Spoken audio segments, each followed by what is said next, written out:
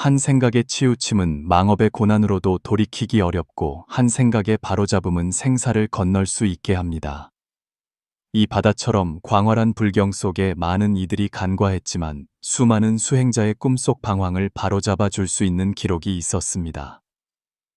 부처님께서는 일찍이 능엄경에서 수행의 길에서 마음의 악마, 즉 신마가 외부의 악마보다 더 무섭다고 엄숙히 가르치셨습니다. 외부의 악마는 한순간이지만 마음의 악마는 알아차리기 어렵습니다.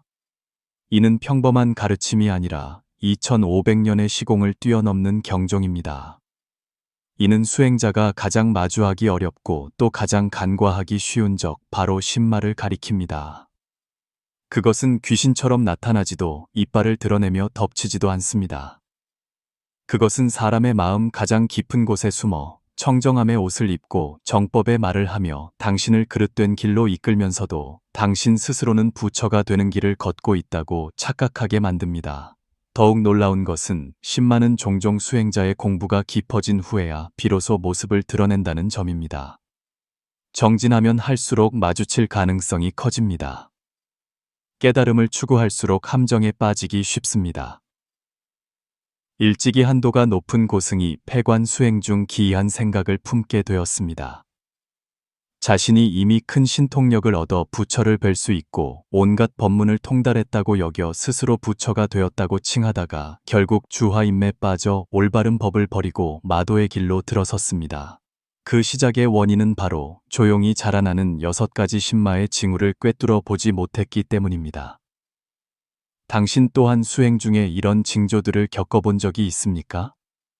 당신 또한 어느 한순간 자신이 남들보다 더 많이 알고 더 빨리 수행한다고 느낀 적이 있습니까? 만약 그렇다면 이번 내용을 반드시 끝까지 보셔야 합니다. 부처님께서는 이미 2500년 전에 이 6가지 위험 신호를 밝히셨기 때문입니다. 일단 물들게 되면 수행자는 이미 복된 길에서 벗어나 마의 소나귀에 조종당하는 길을 걷게 됩니다. 이는 경고이자 자신의 본성을 비추어 볼 기회입니다. 인연 있는 분이 이 내용을 보게 된 것은 결코 우연이 아닙니다. 만약 당신도 수행의 길에서 방황하고 혼란스러워하며 막혀 있다면 어쩌면 이것이 부처님께서 당신을 위해 마련한 깨우침일 수 있습니다. 부처님께서 말씀하시길 많은 마음에서 생겨나니 깨달은 자는 이를 비추어 깨뜨린다 하셨습니다. 만약 당신이 이 지혜를 전하고자 한다면 댓글에 이렇게 남겨주십시오. 원컨대 저는 신매에 사로잡히지 않고 항상 바른 생각에 머물며 널리 중생을 구제하게 하소서. 이번 영상에서는 부처님과 아난다의 실제 대화에서 출발하여 이 6가지 신마 징후의 진짜 모습을 파헤치고 어떻게 그것을 식별하고 자각하며 조정하여 돌이킬 수 없는 수행의 그릇된 길로 빠지지 않을 수 있는지 알려드리겠습니다. 부처님께서 세상에 계실 때 마왕파수는 항상 기회를 엿보며 수행자들의 마음을 어지럽혔습니다. 이 마왕은 흉악한 모습의 화신이 아니라 우주 법계에서 욕계 중생을 관장하는 주재자입니다. 그가 가장 잘하는 것은 강제로 파괴하는 것이 아니라 상황에 순응하여 교묘하게 변화하며 겉보기에 정당하고 신성하며 지혜로운 모습으로 수행자의 내면에 잠입하는 것입니다. 용수보살은 대지도론에서 충격적인 경전의 말씀을 기록했습니다. 많은 부처의 형상으로 화하여 신통을 보임으로써 수행자의 마음에 기쁨을 일으키고 바른 생각을 잃게 할 수 있다. 신마의 무서움은 당신을 타락시키는 데 있는 것이 아니라 당신 스스로가 상승하고 있다고 착각하게 만드는 데 있습니다. 수행자는 겉보기에 정진하며 늘 선정에 들지만 자신도 모르는 사이에 법의 본심에서 벗어나 내심으로는 신통력을 탐하고 공양받기를 좋아하며 헛된 명성을 좇으면서도 그것이 보리의 길이라 여기니 실은 마도로 향하는 여정입니다. 부처님께서는 능엄경에서 더욱 철저하게 말씀하셨습니다. 만약 악연을 끊지 못하면 비록 많은 지혜와 선정이 눈앞에 있더라도 끝내 마도에 떨어진다. 그 뜻은 만약 진정으로 나라는 아르마리를 깨뜨리지 못하면 비록 당신이 교리에 정통하고 깊은 선정력을 가졌더라도 신마의 유혹에서 벗어날 수 없다는 것입니다.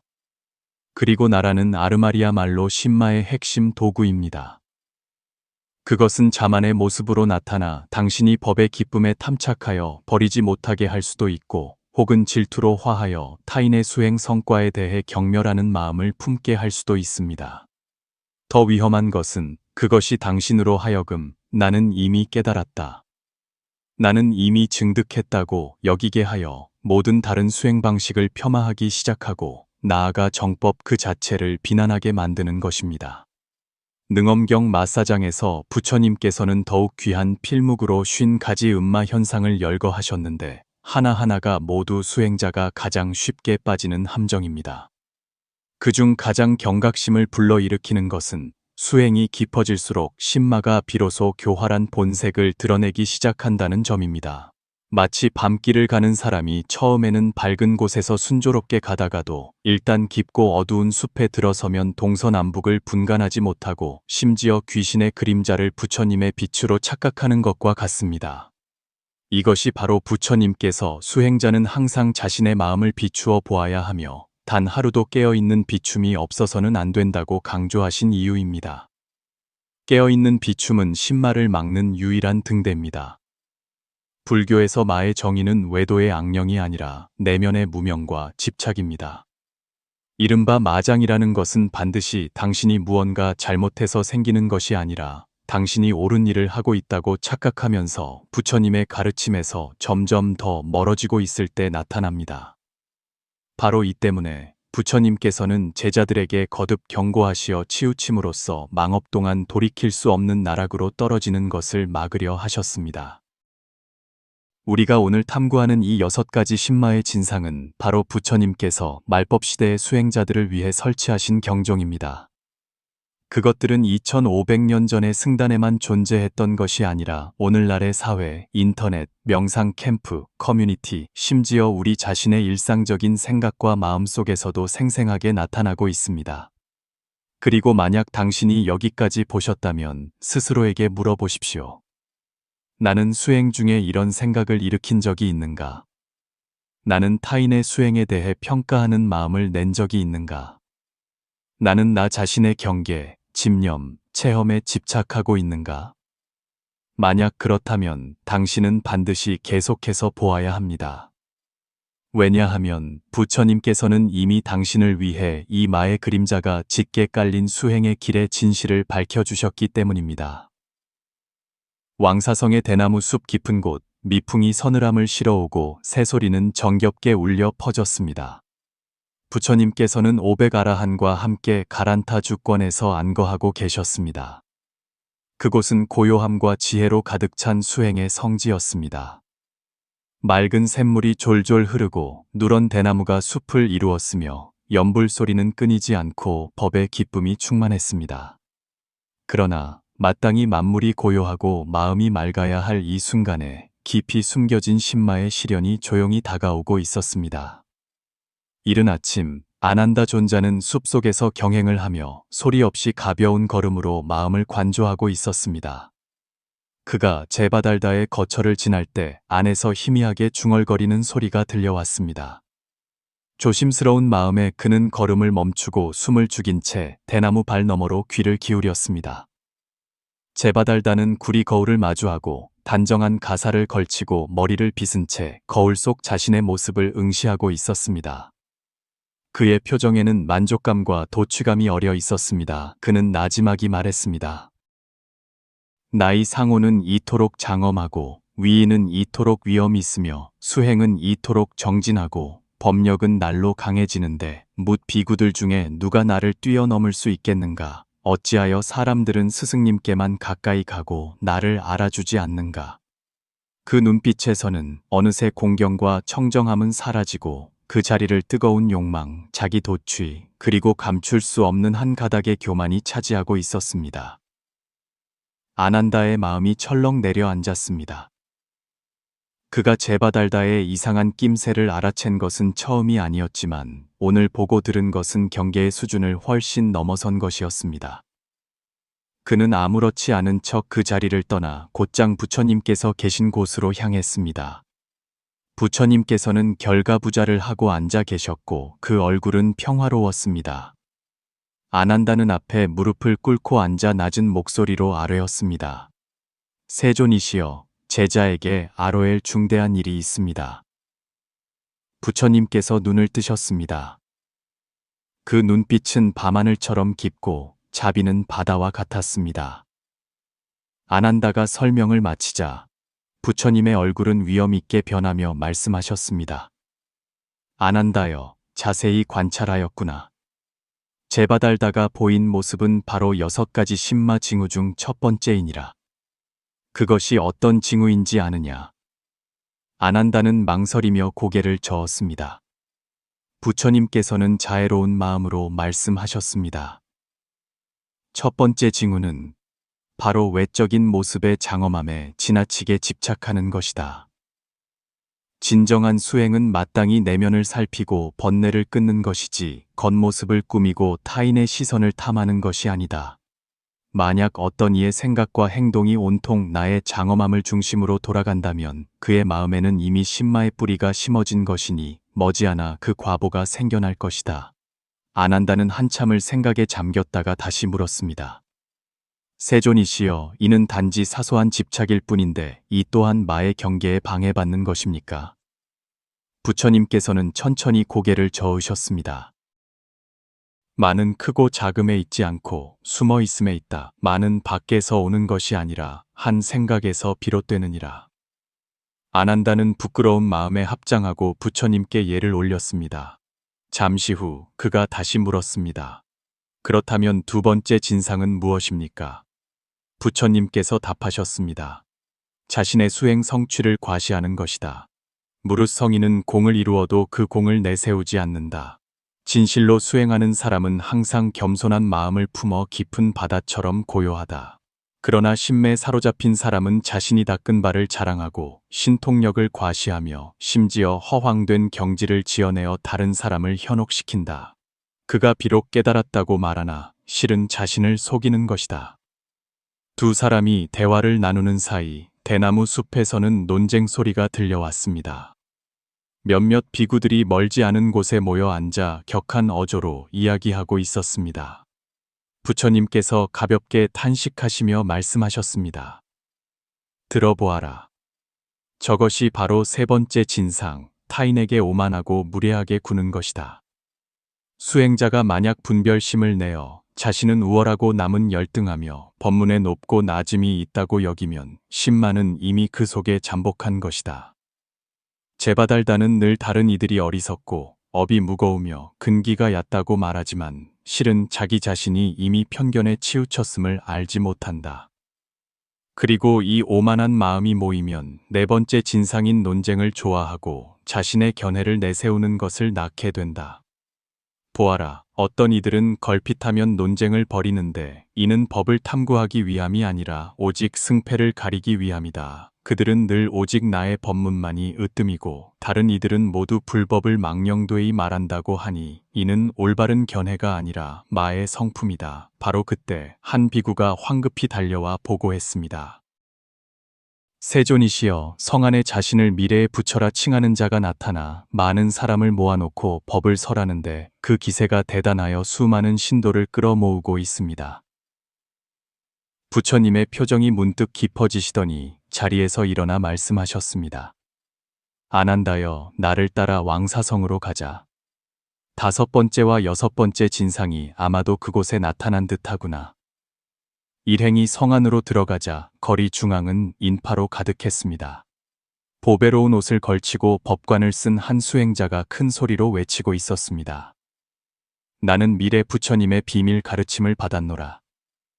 내가 아는 법문은 3세를 초월하여 석 달이면 깨닫고 반년이면 부처가 되니 석가모니의 도는 이미 낡았도다. 군중 속에서 누군가 의문을 제기하자 그는 호통을 쳤습니다. 너희 어리석고 지혜 없는 자들이 어찌 감히 열애의 신법을 의심하느냐. 안 한다는 그 광경을 보고 분노를 참지 못해 반박하려 했으나 부처님께서 가만히 그를 막으셨습니다. 안 한다여, 똑똑히 보아라. 이것이 바로 다섯 번째 진상, 정법을 폄하하고 자신을 내세우는 것이다. 신마가 이에 이르면 이미 정법을 족쇄로 여기고 자신을 구세주로 삼는다. 그가 하는 말은 모두 망상이요, 그가 하는 행위는 모두 불도를 거스르는 것이다. 사람들이 웅성거리는 가운데 그 미래의 부처는 문득 부처님을 발견했습니다. 두 사람의 시선이 마주치자 분위기는 즉시 얼어붙었습니다. 그 사람의 얼굴색이 싹 변하고 광채는 갑자기 어두워졌으며 법관은 미세하게 흔들리고 목소리도 더 이상 안정적이지 못했습니다. 그는 억지로 평정을 가장하며 큰 소리로 외쳤습니다. 보아라, 석가모니 부처도 왔구나. 하지만 그의 법은 이미 낡아 두려워할 것이 못 된다. 내가 바로 진정한. 말이 채 끝나기도 전에 한 줄기 그림자가 그의 등 뒤에서 솟아오르더니 그의 온몸이 갑자기 뒤틀리고 얼굴은 환영처럼 변하며 목소리 톤도 바뀌고 눈빛은 혼란스러워졌습니다. 아난다가 놀라 외쳤습니다. 세존이시여, 이것이 바로 6번째 진상이옵니까? 부처님께서 고개를 끄덕이셨습니다. 그렇다. 6번째 진상은 바로 함부로 신통력을 주장하고 미래를 예언하며 중생의 믿음을 조종하는 것이다. 이때는 이미 범인의 소행이 아니라 완전히 심매 사로잡힌 것이다. 말은 시도 때도 없이 변하고 행동은 과장되며 정신은 창란에 빠진다. 사람들이 놀라움과 의심 속에 어쩔 줄 모르는 사이 그 사람은 갑자기 땅바닥에 주저앉아 얼굴이 창백해진 채 입으로 중얼거렸습니다. 나는 부처를 보았는데, 나는 그것이 부처라고 생각했는데, 그런데 왜 지금 당신을 보니 내 마음이 칼로 베는 듯 아픈가? 부처님께서 천천히 다가가시며 비통하고 연민 어린 눈빛으로 말씀하셨습니다. 네가 본 부처는 마가 변한 모습이기 때문이다.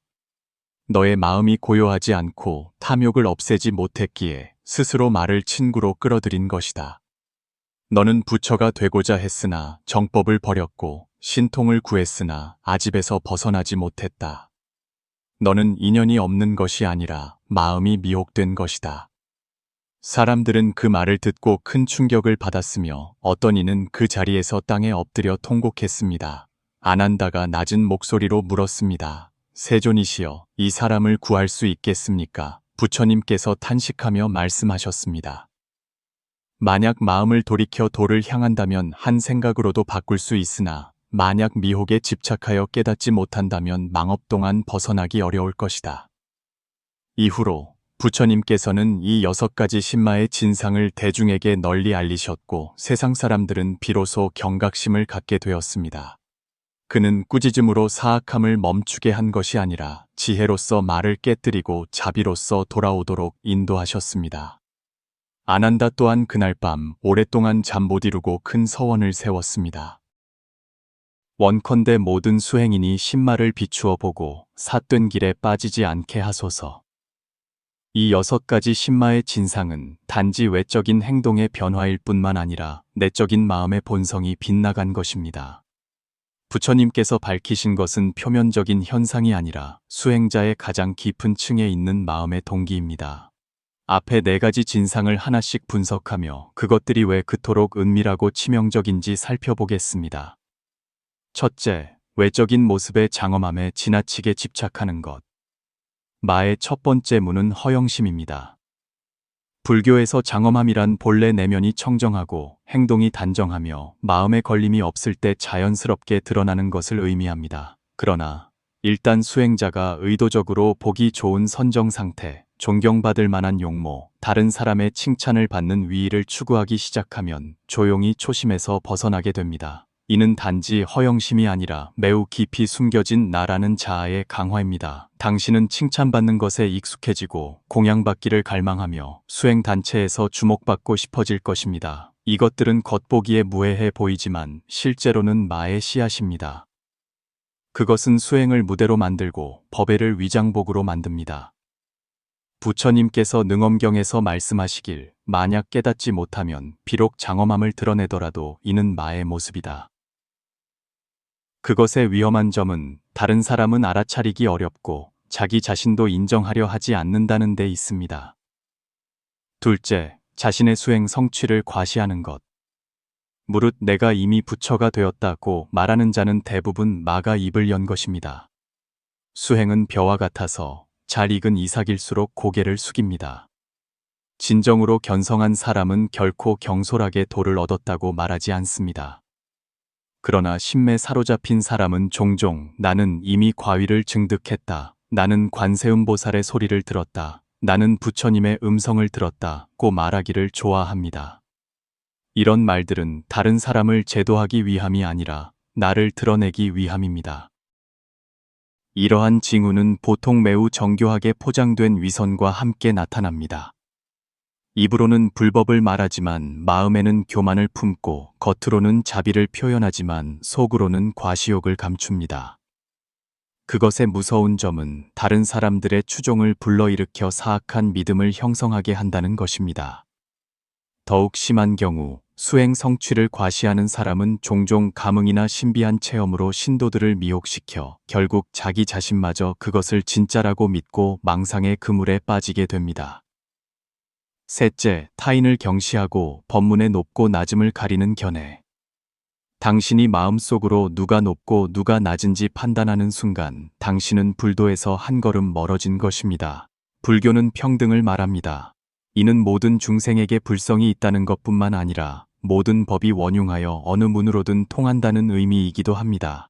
수행자가 만약 다른 사람을 비판하기 시작하여 너는 나만큼 정진하지 않는다. 네가 하는 법문은 너무 수준이 낮다. 내 염불은 너무 피상적이다 라고 생각한다면 이런 마음가짐이야말로 신마가 기쁘게 달라붙는 곳입니다. 당신은 스스로를 관찰자나 바로잡는 사람이라고 생각하겠지만 사실 당신은 이미 조용히 심판자가 된 것입니다. 많은 증오를 좋아하지 않고 자신을 높이고 남을 낮추는 것을 좋아합니다. 그는 당신을 올바른 입장에 서게 하면서도 가장 자비에서 벗어난 일을 하게 만듭니다. 넷째, 논쟁을 좋아하고 자기 견해만 옳다고 여기는 것. 논쟁에서 이기고 지는 마음이 생길 때 타락의 문은 이미 열린 것입니다. 불법은 말싸움이 아닙니다. 경전에서 부처님께서는 여러 차례 다른 사람과의 말다툼을 피하셨는데 이는 그가 이길 수 없어서가 아니라 논쟁이야말로 말을 키우는 가장 좋은 방법임을 깊이 알고 계셨기 때문입니다. 신마는 종종 수행자를 정의를 위한 논쟁의 길로 유혹합니다. 당신은 나는 정법을 위해 논쟁하고 있다. 나는 잘못된 것을 바로잡고 있다고 느낄 것입니다. 그러나 반드시 이기려는 그 집착이야말로 마가 제공하는 독주입니다. 그는 당신이 말에서는 승리하게 하지만 보리에서는 패배하게 하고 법의 이치에서는 뛰어나게 하지만 본래 마음에서는 가라앉게 합니다. 이러한 징후들이 왜 이토록 은밀할까요? 왜냐하면 그것들은 모두 수행이라는 옷을 입고 있기 때문입니다. 신매 조종당하는 사람은 악인처럼 보이지 않습니다. 오히려 그는 종종 장엄하고 감흥이 잦으며 말을 잘하고 따르는 신도들도 있습니다. 그러나 바로 그렇기 때문에 더욱 알아차리기 어렵고 스스로 헤어나오기도 더 어렵습니다. 부처님께서는 아난다에게 한 번 이상 상기시키셨습니다. 공부가 깊어질수록 신마는 더욱 교묘해지니 만약 깨어있는 비춤이 없다면 마치 늪에 빠지고도 그것을 알지 못하는 것과 같다. 앞에 네 가지 신마의 징후는 아직 수행자가 스스로 알아차리고 반성하며 생각을 전환할 기회가 있습니다. 그러나 이어지는 다섯 번째와 여섯 번째 징후는 가장 깊고 가장 위험하며 가장 쉽게 올바름을 사악함으로 바꾸는 단계입니다. 그들은 종종 수행이 절정에 이른 것처럼 보이는 순간에 나타나 사람들로 하여금 자신이 이미 피안에 도달했다고 착각하게 만들지만 실제로는 이미 마의 경계에 떨어진 것입니다. 다섯째, 정법을 폄하하고 자신을 내세우는 것. 일단 정법의 근본을 부정하면 당신은 부처님의 반대편에 서게 됩니다. 이것은 신마가 법마 에파모로 성장하는 결정적인 단계입니다. 이런 수행자는 종종 이렇게 말합니다. 지금의 불법은 이미 시대에 뒤떨어졌다. 불경은 너무 복잡하다. 내가 스스로 만든 간편한 수행법으로 단숨에 결과를 볼 수 있다. 내가 받은 것은 미래 부처님의 비밀 법문으로 석가모니 부처보다 더 높다. 처음 보면 이런 말들은 혁신이나 편의성처럼 보일 수 있지만 그 배후에는 깊은 오만이 숨어 있습니다. 그것은 더 이상 내가 수행을 잘한다가 아니라 나는 이미 부처를 초월했다는 것입니다. 일단 마음속에 이런 생각이 생기면 수행은 올바른 깨달음에서 벗어나 편협한 자기 신격화로 미끄러집니다. 이것이 바로 부처님께서 능엄경에서 말씀하신 올바른 이해를 깨뜨리고 계율을 가벼이 여기며 부처의 뜻을 망령되이 칭하는 것으로 큰 사견의 근원입니다. 이런 부류의 사람들은 종종 방편설과 구경이를 혼동하고 공성의 이치를 함부로 사용하여 결국 그 사람 전체가 완전히 불법에서 벗어나고 심지어 다른 사람들까지 그릇된 길로 인도하게 됩니다. 이것은 신마의 가장 위험한 형태 중 하나로 해탈의 옷을 입고 있지만 실제로는 집단적인 미혹을 만들어냅니다. 여섯째, 함부로 신통력을 주장하고 미래를 예측하며 신앙을 조종하는 것. 마도의 궁극적인 목표는 당신을 중생의 주제자로 만드는 것입니다. 이것이 바로 부처님께서 왕사성에서 목격하신 미래 부처 현상입니다. 이러한 부류의 수행자는 종종 이렇게 선언합니다. 나는 당신의 전생을 볼 수 있다. 나는 당신이 금생의 깨달음을 얻을 수 있는지 안다. 나는 당신에게 특별한 법을 전수하여 하늘에 태어나고 윤회에서 벗어나게 보장할 수 있다. 심지어 더 과장된 자들은 날씨, 부처님의 비밀 전언, 타심통, 천이통 등을 지어내어 숭배와 의존감을 만들어냅니다. 부처님께서는 경전에서 이미 경고하셨습니다. 만약 사람이 탐진치를 끊지 못한 채 함부로 신통을 드러내면 이는 큰 메시인 것이다. 진정한 부처님의 제자는 비록 신통력을 갖추었더라도 결코 가볍게 남에게 보이지 않습니다. 왜냐하면 신통은 과시하기 위함이 아니라 자비심을 근본으로 하고 인연을 돕는 것을 본질로 하기 때문입니다. 그러나 신매 조종당하는 가짜 신통력자는 신통을 도구로 삼아 개인 숭배를 만들고 광적인 신앙을 유발합니다. 더 무서운 것은 그들이 심지어 제자들의 행동, 공양, 감정을 조종하기 시작하여 전체 수행단체를 정신적 포로로 전락시킬 수 있다는 것입니다. 이러한 징후는 바로 부처님께서 말씀하신 마왕 파순의 가장 뒤의 이 한 계략으로 수행자 스스로 부처라고 여기게 하고 모든 사람이 그를 부처라고 믿게 만듭니다. 일단 이 단계까지 발전하면 자신뿐만 아니라 관련된 중생들까지 심연으로 끌고 들어갑니다. 마의 과정은 겉보기의 깨달음으로 가는 내리막길입니다. 만약 당신이 자세히 관찰한다면 이 6가지 징후는 사실 한 단계씩 추진되고 점점 더 깊어지는 마성의 발전 궤적이라는 것을 알 수 있습니다. 겉모습에 집착하는 첫 번째 징후에서 성취를 자랑하는 두 번째 징후, 타인을 경시하는 세 번째 징후, 옳고 그름을 논쟁하는 네 번째 징후, 그리고 정법을 폄하하는 다섯 번째 징후를 거쳐 마침내 가짜 신통과 거짓 부처의 경지에 완전히 떨어지는 여섯 번째 징후에 이릅니다. 모든 단계가 나는 수행자다 라는 위장을 하고 있으며 모든 단계에서 당신은 자신이 정진하고 있다고 생각하지만 실제로는 타락하고 있는 것입니다. 그리고 가장 소름 끼치는 것은 당신 자신이 신마에 지배당하고 있다는 사실을 모른다는 것입니다. 부처님께서 말씀하신 대로 많은 귀신의 형상으로 나타나지 않고 부처의 형상으로 나타난다. 많은 나라는 집착에서 생겨나며 모든 빗나감은 이 마음에서 시작됩니다. 부처님께서는 제자들에게 여러 번 경고하셨습니다. 만약 사람이 악연 오제느를 끊지 못하면 비록 부지런히 고행하더라도 끝내 윤회에서 벗어날 수 없다. 우리가 그 6가지 징후를 다시 돌아보면 무서운 공통점을 발견하게 됩니다. 모든 징후의 시작점은 나라는 집착, 즉 아집 노벨이 오치입니다. 아집이란 무엇일까요? 아집은 단순한 자의식이나 개성이 아닙니다. 불법에서 그것은 나에 대한 뿌리 깊고 놓지 못하는 집착적인 인식을 가리킵니다. 이것은 나의 몸이다. 이것은 나의 감정이다. 이것은 나의 수행이다. 이것은 내가 얻은 성취다. 이러한 집착은 수행 그 자체를 해탈의 도구에서 오히려 나를 강화하는 방식으로 바꾸어 버립니다. 당신이 내가 깨달았다, 내가 선정에 들었다고 말할 때 그 나는 뒤에서 조용히 커져갑니다. 당신이 수행할수록 많은 웃고 있습니다. 아집은 어떻게 신마를 부화시키는가? 부처님께서는 능엄경에서 매우 깊은 비유를 드셨습니다. 마치 사람이 독이 든 나무를 없애려 하면서 그 뿌리는 뽑지 않고 가지만 잘라내는 것과 같다.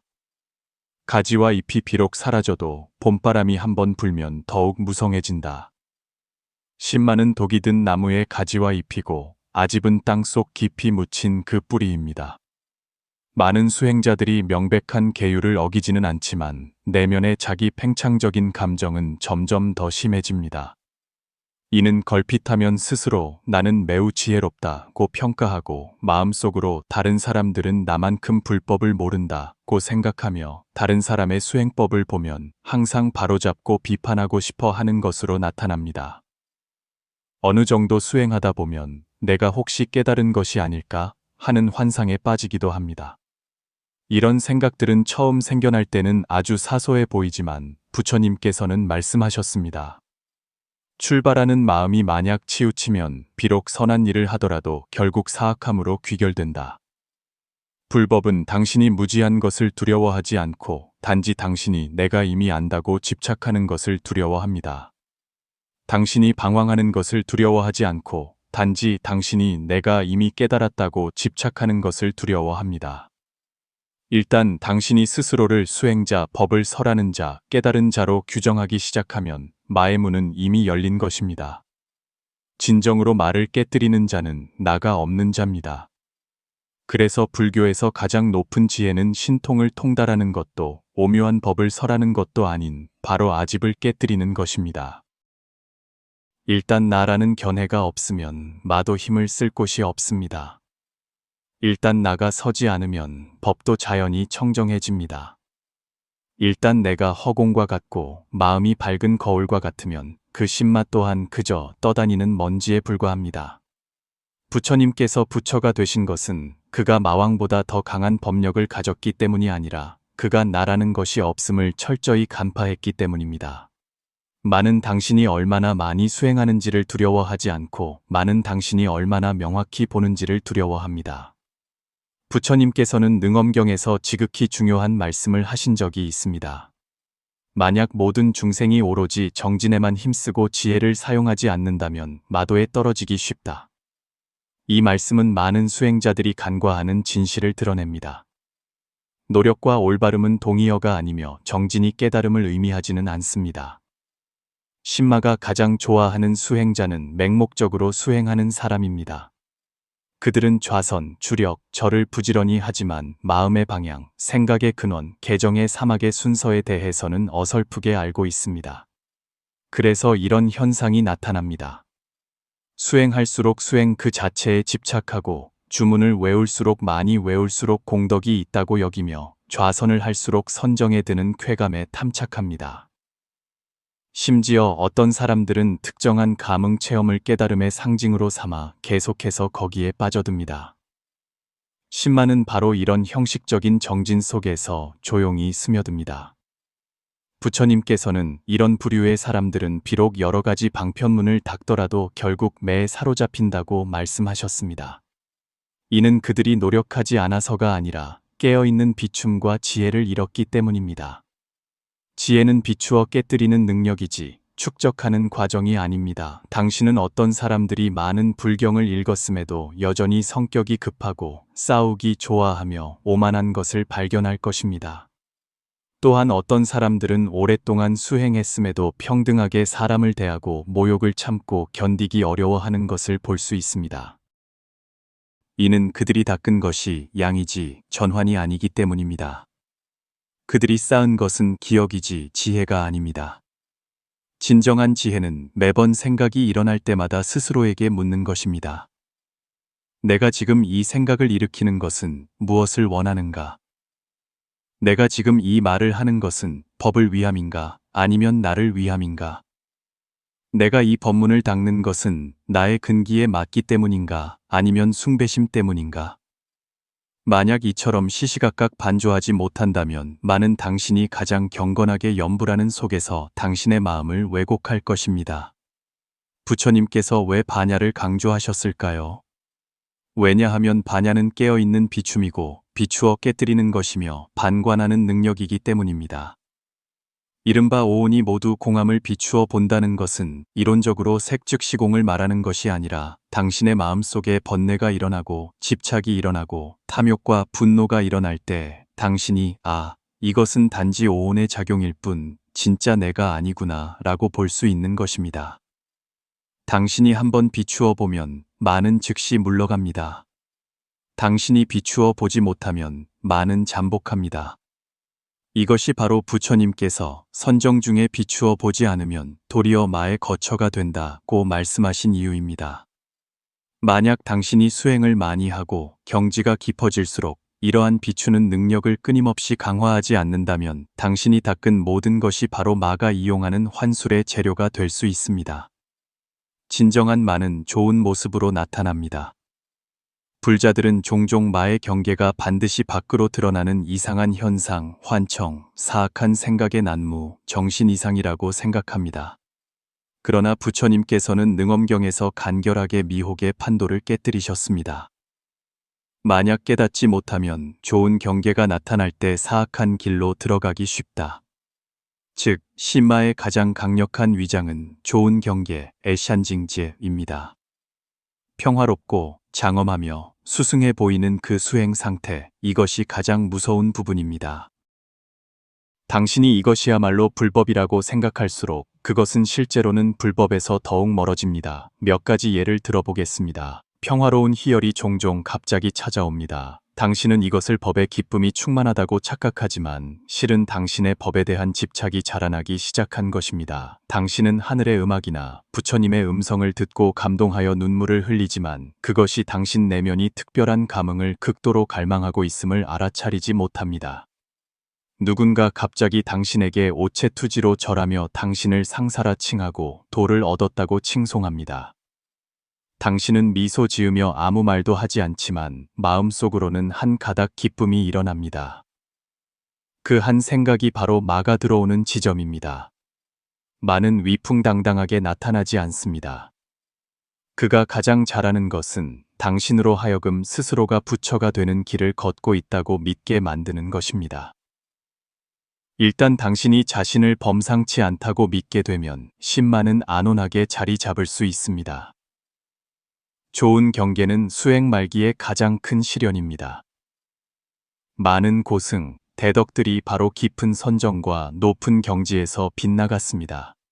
그들은 살생, 도둑질, 음행, 거짓말을 저지르지도 않았고 분노하거나 어리석음에 빠지지도 않았지만 고요함을 실체라고 여기고 자신의 감흥, 느낌, 경계에 이끌려 갔습니다.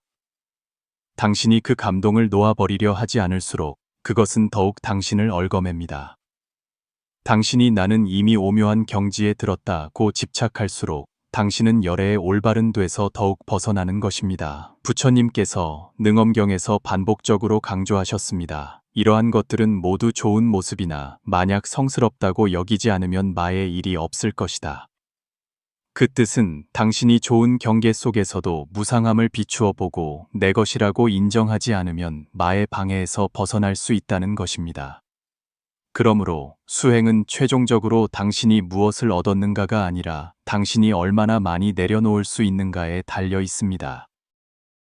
감흥이 와도 탐착하지 않을 수 있고 명성이 와도 기뻐하지 않을 수 있으며 어려운 관문이 와도 괴로워하지 않을 수 있고 마의 경계가 와도 놀라지 않을 수 있어야 합니다. 이것이 바로 부처님의 제자이며 이것이 바로 정념입니다. 이로써 우리는 모든 신마의 형상과 그림자, 원인과 결과, 발생과 대처법에 대한 깊이 있는 해부를 마쳤습니다.